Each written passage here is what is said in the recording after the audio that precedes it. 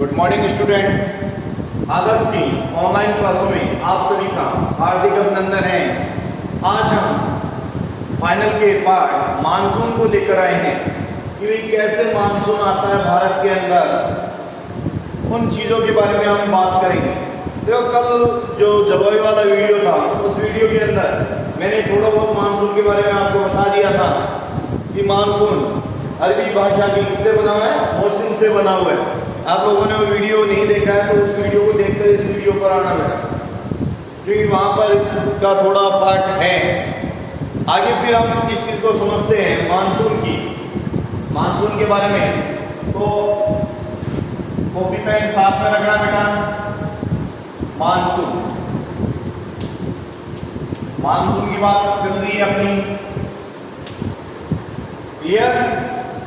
Monsoon के अंतर्गत हम बात कर रहे हैं, दो पार्ट में कल डिवाइड किया था, गर्मियों मानसून और सर्दियों मानसून। तो सबसे पहले हम बात कर रहे हैं गर्मियों की मानसून की। गर्मियों का मानसून,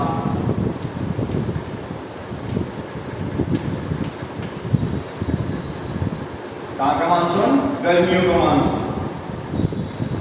तो बात कर रहे हैं हम भारत की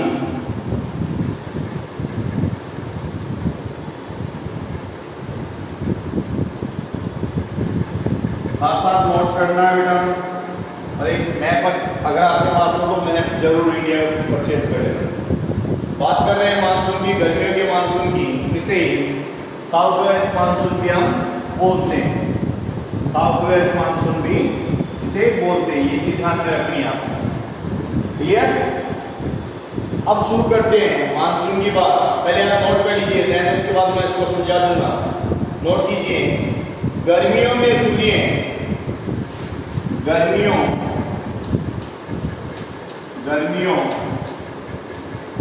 में सूर्य कौन से गोलार्ध में समझता है, उसको पता होना चाहिए। सूर्य उत्तरी गोलार्ध, गर्मियों में सूर्य उत्तरी गोलार्ध में सीधा चमकता है,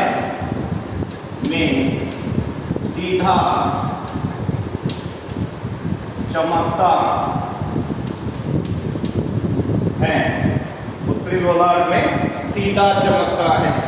अतः तिब्बत के पठार पर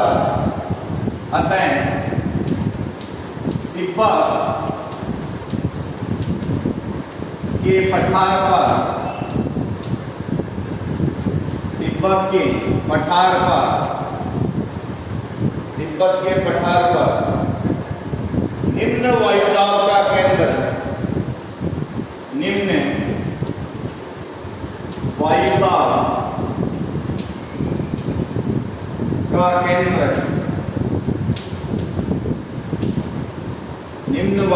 का केंद्र, तथा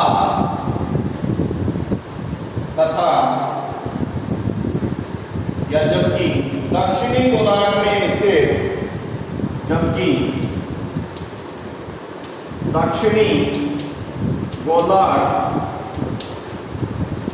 में स्थित हिंद महासागर, दक्षिणी गोलार्ध में स्थित हिंद महासागर में उच्च वायुदाब का केंद्र,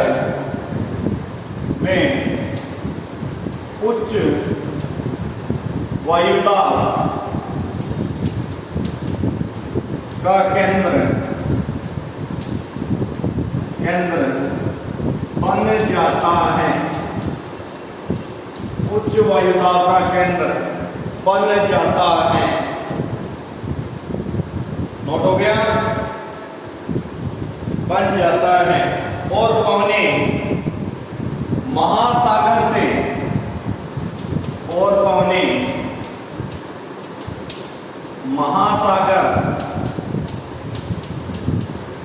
से पठार की ओर चलने लगती हैं।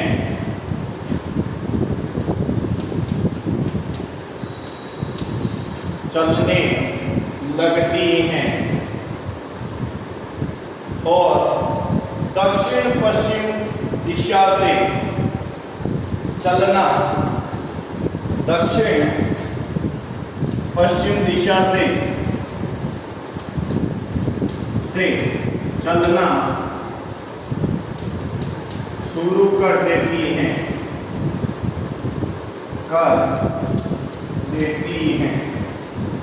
इसे क्या बोलते हैं? दक्षिणी पश्चिमी मानसून।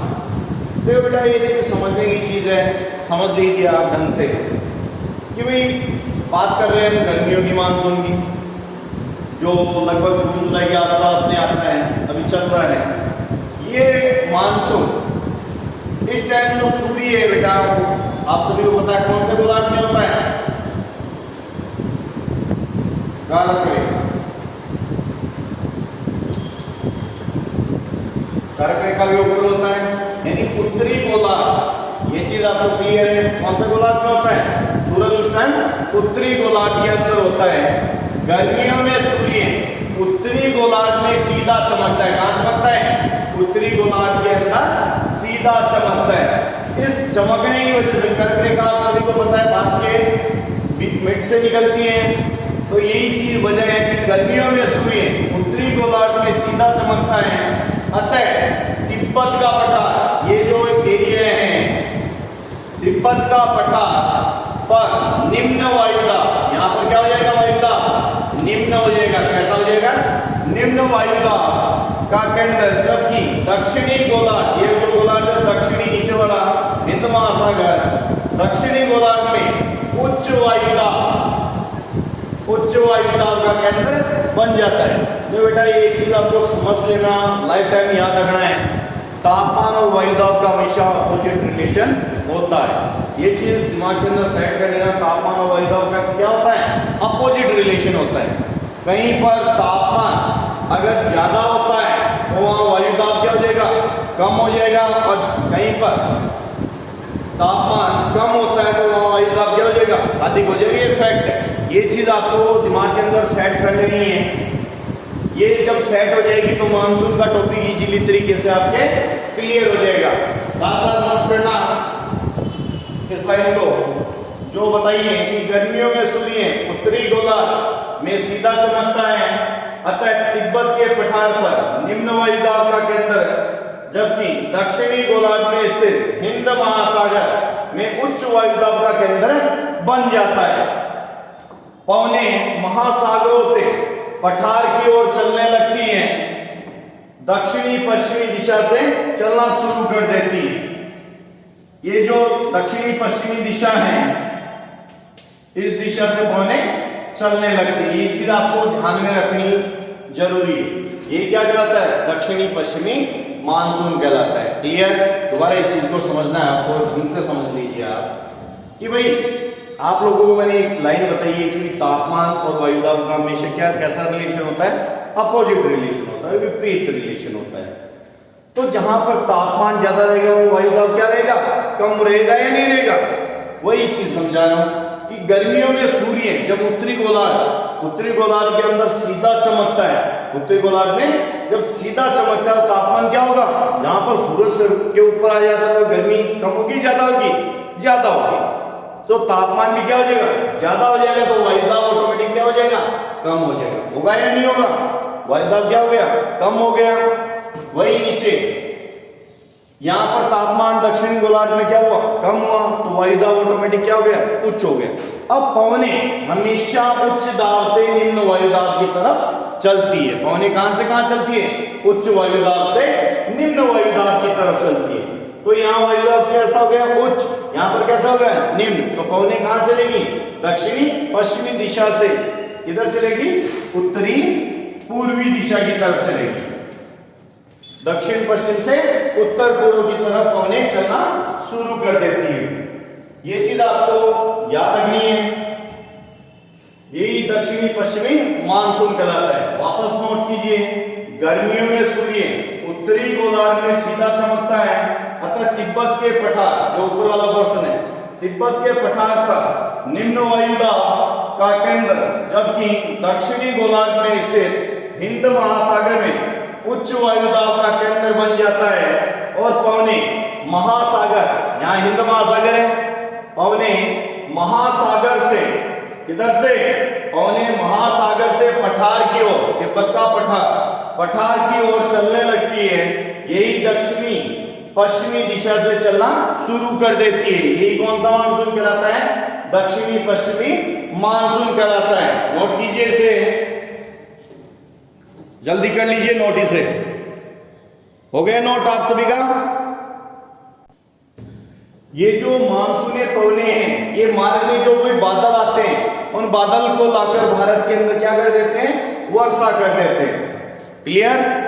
ये दो अपने, एक तो अरब सागर के द्वारा और दूसरा बंगाल की खाड़ी के द्वारा वर्षा करते हैं। दो पार्ट के अंदर डिवाइड है, तो हम दोनों पार्टों की बात करेंगे, अरब सागर और बंगाल की खाड़ी।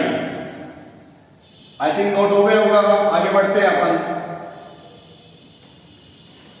साथ साथ नोट करते चलना बेटा, ताकि किसी भी प्रकार की कोई प्रॉब्लम आपको न हो।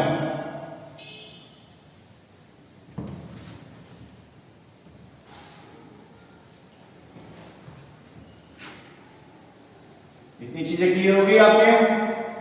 अब बात करते हैं, नोट करना बेटा साथ साथ, बादलों की प्राप्ति स्थान के आधार पर मानसून की दो शाखाएं होती हैं। पहली बात कर रहे हैं अरब सागर की शाखा। पहली कौन सी बात कर रहे हैं? अरब सागर की शाखा। नोट कर लीजिए इसे, अरब सागर की शाखा। अरब सागर के बादलों के माध्यम से अरब सागर के बादलों, अरब सागर की शाखा या अरब सागर के बादलों के माध्यम से, बादलों के माध्यम से नोट करते चलना बेटा, अरब सागर के बादलों के माध्यम से भारत में मानसून का प्रवेश, भारत में मानसून का प्रवेश केरल के मालाबार तट, केरल के मालाबार तट, नोट कर लीजिए, केरल के मालाबार तट से प्रत्येक वर्ष, मालाबार तट से प्रत्येक वर्ष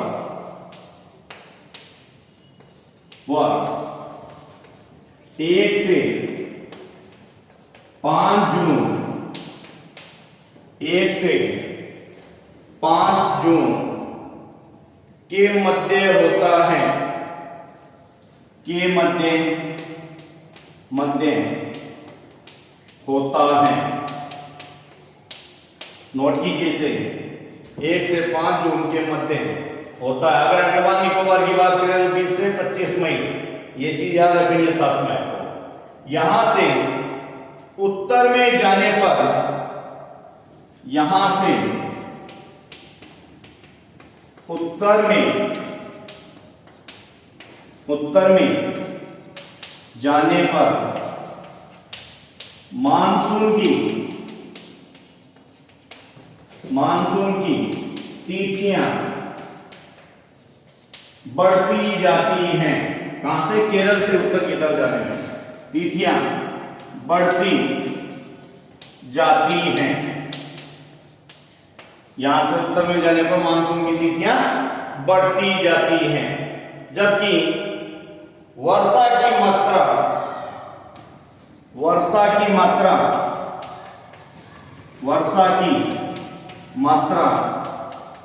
क्या होती है? घटती जाती है, वर्षा की मात्रा घटती जाती है। नोट कर लीजिए इसे। अरब सागर के कुछ बादल पश्चिमी घाट पर्वत के पश्चिमी ढालों से टकराकर यहां जोरदार वर्षा करते हैं, लेकिन इसी पर्वत के पूर्वी ढाल पवन विमुखी ढाल होने के कारण इन बादलों के लिए वृष्टि छाया क्षेत्र बन जाते हैं और वर्षा के अभाव में इस क्षेत्र में प्रतिवर्ष सूखा हुआ अकाल पड़ता है। इस क्षेत्र से संबंधित महाराष्ट्र के विदर्भ और आंध्र प्रदेश के तेलंगाना में प्रतिवर्ष सैकड़ों किसान आत्महत्याएं कर लेते हैं। अरब सागर के कुछ बादल नर्मदा घाटी होते हुए छोटा नागपुर के पठार पर पहुंचकर वहां बंगाल की खाड़ी के बादलों से टकराकर जोरदार वर्षा करते हैं और अरब सागर के बादल राजस्थान में गुजरात के रास्ते आकर 15 से 20 जून के मध्य सर्वप्रथम झालावाड़ जिले से राज्य में प्रवेश करते हैं और राजस्थान में वर्षा की कमी का कारण इन मानसूनी बादलों का अरावली पर्वत के समानांतर होना है। ये मानसूनी बादल राज्य के दोनों भागों में जाते तो हैं, लेकिन पूर्व की अपेक्षा पश्चिम में वर्षा की कमी के कारण यहाँ चलने वाली स्थानीय गर्म पवन लू है। ये आई थिंक आप लोगों ने नोट कर लिया होगा। तो बेसिक सी चीजें सबसे पहले समझिए चीजों को। नोट साथ साथ जो बोल रहा हूं वो चीज नोट करते रहिए आप लोग। अरब सागर की शाखा, किसकी शाखा की बात कर रहे हैं? अरब सागर की शाखा के बारे में बात कर रहे हैं कि अरब सागर के बादलों के माध्यम से कहां के, आप सभी को पता है भारत के एक तरफ अरब सागर, दूसरी तरफ बंगाल की खाड़ी। बात कर रहे हैं अरब सागर की शाखा की कि अरब सागर के बादलों के माध्यम से भारत में मानसून का प्रवेश केरल के मालाबार तट से प्रत्येक वर्ष 1 से 5 जून के मध्य होता है। कब होता है? 1 से 5 जून के मध्य केरल के तट से होता है। कहां से? केरल का जो नीचे वाला तट है वहां से प्रवेश होता है। प्रत्येक वर्ष 1 से 5 जून के मध्य होता है। यहां से उत्तर में जाने पर, ऊपर जैसे जैसे उत्तर की तरफ जाते हैं तो उत्तर की तरफ जाने पर मानसून की जो तारीख है कि भाई 1 से 5 जून का आया, केरल में है, उसके बाद ऊपर आया, उससे फिर और ऊपर भारत में ऊपर की तरफ हम चलते जाएंगे तो मानसून की तारीखें भी क्या होती रहेगी? बढ़ती रहेगी। लेकिन अब एक समझो चीज को कि भाई कोई आदमी घड़ा भर के पानी यहां से वहां तक लेके जा रहा है, तो वैसा ही बादल काम करते हैं। बादल क्या अपने साथ पानी को इकट्ठा करके ले जाते हैं और रास्ते में वो डालते रहते हैं। वैसे ही वैसे वो मानसून केरल के अंदर फिर ज्यादा होगा, फिर उससे आगे और चलेगा तो उसके पास पानी क्या मिलेगा? कम होगा या नहीं होगा? वो कम पानी को वहां पर डालेगा, फिर उससे आगे और पानी उसके पास कम हो जाएगा। इसलिए ये चीज ध्यान में रखनी है बेटा। जैसे जैसे आगे की तरफ चलते हैं तो वर्षा की मात्रा क्या होती रहती है?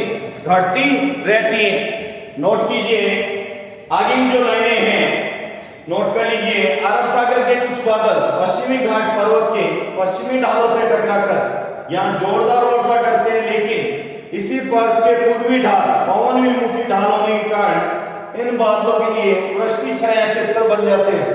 वृष्टि छाया क्षेत्र का मतलब क्या हो गया? जो उसके अपोजिट वाला पोर्शन है जहां वर्षा नहीं होती है। एक तरफ पर्वत के, समझो ये पर्वत है, इस पर्वत के इधर इधर बारिश हो गई, इधर वर्षा नहीं हुई, तो वर्षा जहां पर नहीं हो रही वो एरिया क्या कहलाता है? वृष्टि छाया क्षेत्र कहलाता है। हो गया नोट। और वर्षा के अभाव में इस क्षेत्र में प्रतिवर्ष सूखा हुआ अकाल पड़ता है। इस क्षेत्र से संबंधित महाराष्ट्र के विदर्भ व आंध्र प्रदेश के जो तेलंगाना वाला एरिया है वहां के बहुत सारे किसान क्या कर लेते हैं? आत्महत्याएं कर लेते हैं क्योंकि वहां वर्षा नहीं होती। किसान क्या होते हैं? किसान कर्ज लेकर जमींदारों से वहां पर कृषि करते हैं और वर्षा का वेट करते रहते हैं, वर्षा आएगी, लेकिन वो एरिया क्या है? वृष्टि छाया क्षेत्र वाला एरिया है, इसलिए उस एरिया के अंदर वर्षा नहीं हो पाती है। इसलिए जो किसान वहां पर कर्जदार, जो जमींदार है, जमींदारों से जो कर्ज लिया होता है वो कर्ज वापस नहीं लौटा पाते हैं। नहीं लौटाने की वजह से वो वहां पर किसान क्या कर लेते हैं? आत्महत्याएं कर लेते हैं। क्लियर? नोट कर लीजिए पूरी चीजों को।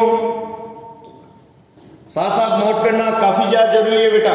नोट नहीं करोगे तो काम नहीं चलेगा। नोट होना आप लोगों के लिए काफी जरूरी। आगे फिर बात करते हैं बंगाल की खाड़ी की शाखा की। इसकी बात करते हैं बंगाल की खाड़ी की शाखा की। पूरा नोट हो गया होगा आई थिंक आपके। तो जो चीज साथ साथ बोल रहा हूं वो भी साथ साथ नोट करते रहना, क्यों आप लोगों के नोट्स सारे तैयार हो जाएंगे।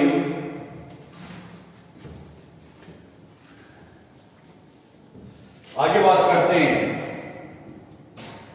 दूसरी बंगाल की खाड़ी, बंगाल की खाड़ी की शाखा। नोट कीजिए, बंगाल की खाड़ी की शाखा। बंगाल की खाड़ी के बादलों के माध्यम से बंगाल की खाड़ी के बादलों के माध्यम से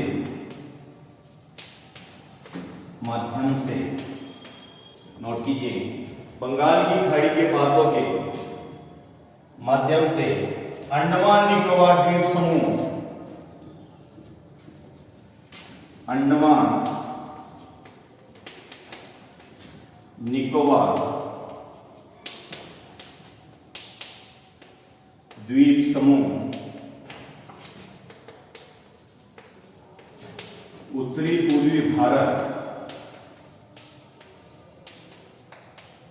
उत्तरी पूर्वी भारत तथा हिमालय के तराई क्षेत्र में, हिमालय के तराई क्षेत्र में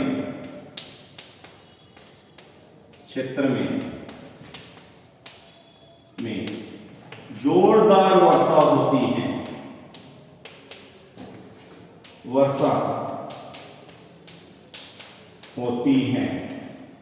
जोरदार वर्षा होती है। नोट कर लीजिए इसे। बंगाल की खाड़ी की ये बादल, बंगाल की खाड़ी के ये बादल, बंगाल की खाड़ी के ये बादल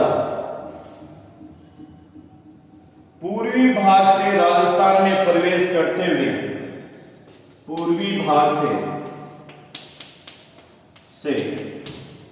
राजस्थान में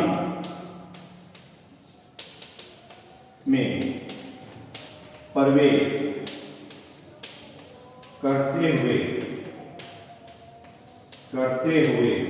पूर्वी भाग से राजस्थान में प्रवेश करते हुए अरावली द्वारा रोके जाने के कारण, अरावली द्वारा रोके जाने के कारण,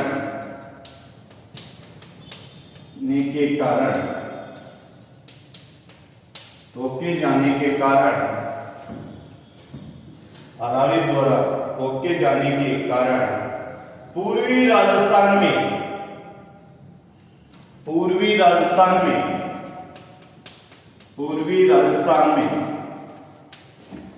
सामान्य से अधिक